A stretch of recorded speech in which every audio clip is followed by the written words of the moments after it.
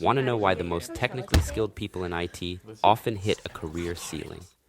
The answer might surprise you and challenge everything you believe about professional growth in tech. Picture that IT professional you know, the one who can recite network protocols from memory, debug complex systems in their sleep, and has more certifications than wall space to display them. Yet somehow they've been in the same role for years, while others climb the corporate ladder. Sound familiar? Most tech professionals think career growth is about accumulating more knowledge, more skills, and more technical expertise. But I'm about to share why that mindset isn't just wrong, it's actively holding you back. Think about your typical workday.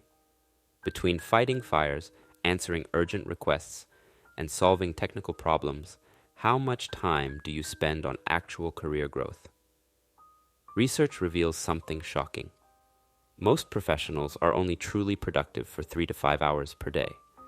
Yet in IT, we often pride ourselves on those endless 12-hour marathons. Let me introduce you to Michael, a brilliant network engineer. For 8 years, he was the backbone of his IT department, the go-to person for every crisis, the technical wizard who could solve unsolvable problems.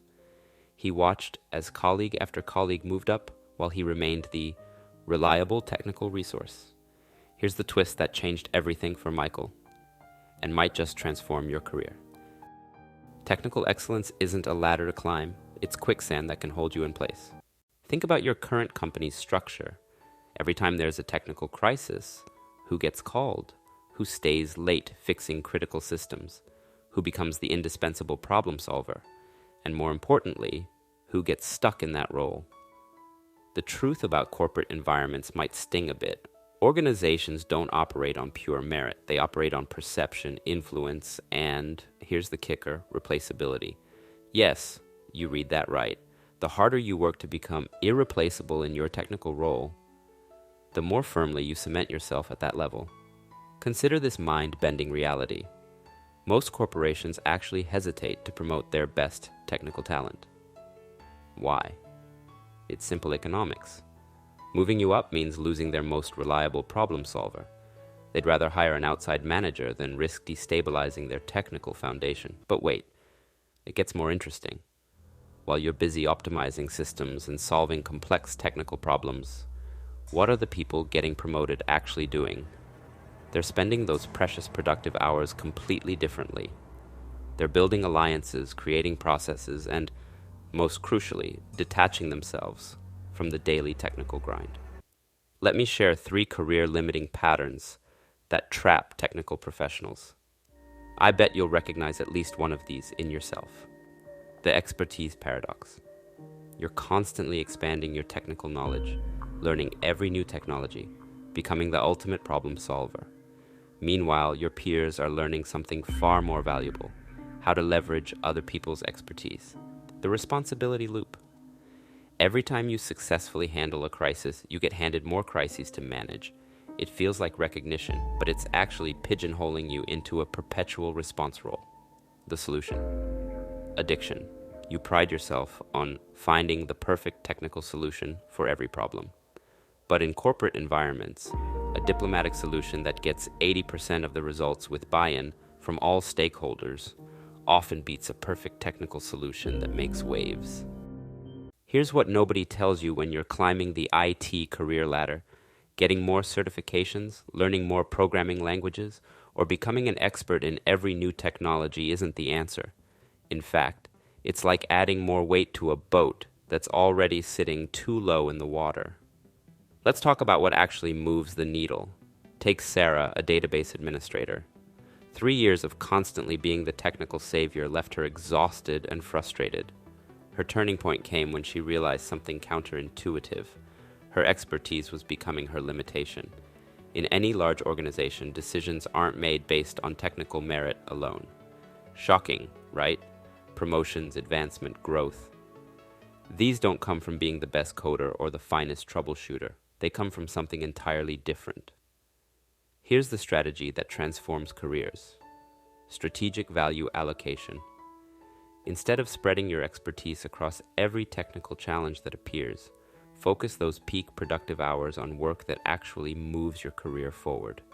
When an urgent request comes in, ask yourself, is this advancing my career, or am I just being a convenient solution? This leads us to the most overlooked truth in IT careers. Your market value typically peaks at the 2-year mark in any role. After that, you're often better off looking externally for growth, not because you're not valuable, but because your current organization has already categorized you. They've put you in a mental box labeled technical resource. Consider this radical idea. Technical excellence should be your baseline, not your ceiling. It's your entry ticket to the game, but the game is played at a higher level. The most successful IT professionals aren't necessarily the most technically proficient. They're the ones who understand how to translate technical excellence into organizational value. Think about the most effective IT leaders you know. What sets them apart isn't their technical knowledge. It's their ability to operate at the intersection of technology and business value. They've mastered what I call tactical detachment, the art of staying technically relevant while not becoming technically trapped.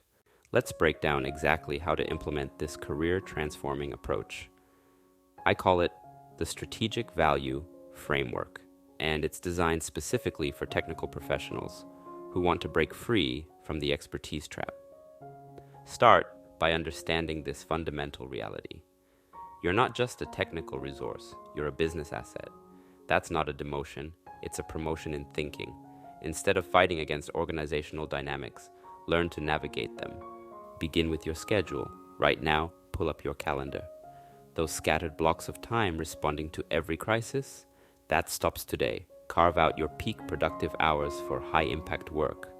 When urgent requests come in, respond with, I've allocated this time for strategic system improvements. I can address this during my designated support hours tomorrow.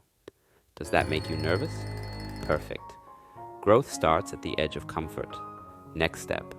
Document everything you do, but differently. Don't just log technical solutions. Translate them into business impact. Instead of implemented server optimization, write, reduce system response time by 40%. Improving customer experience for 10,000 users. Here's where most technical professionals miss the mark. They treat every problem as a technical challenge to solve. Start treating them as opportunities to build systems and develop others. Every time you face a problem, ask, how can I create a process that solves this permanently? Implement what I call the impact communication framework. Every week, send your manager a brief update. 3 business impacts achieved, 2 strategic initiatives in progress, and 1 area where you need strategic input. Keep it focused on value, not technical details.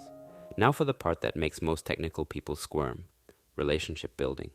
Stop viewing it as office politics. Start seeing it as system architecture, but for human networks instead of technical ones. Schedule regular coffee meetings with people outside IT. Learn their challenges. Understand their metrics for success. The most powerful shift happens when you start viewing your career as a system that needs regular maintenance and upgrades. Just as you wouldn't neglect a critical server, don't neglect your career trajectory. Take Alex, a senior network engineer.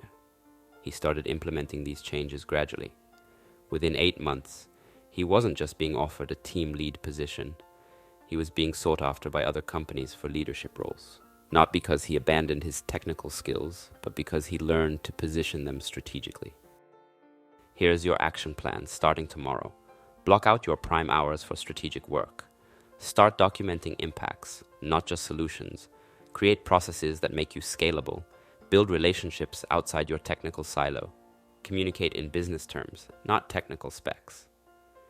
The truth is, technical excellence alone is like having a powerful engine with no steering wheel. It can generate lots of power, but it won't get you where you want to go. Share in the comments your biggest challenge in making this transition. Are you worried about appearing less dedicated? Concerned about letting go of technical problem solving?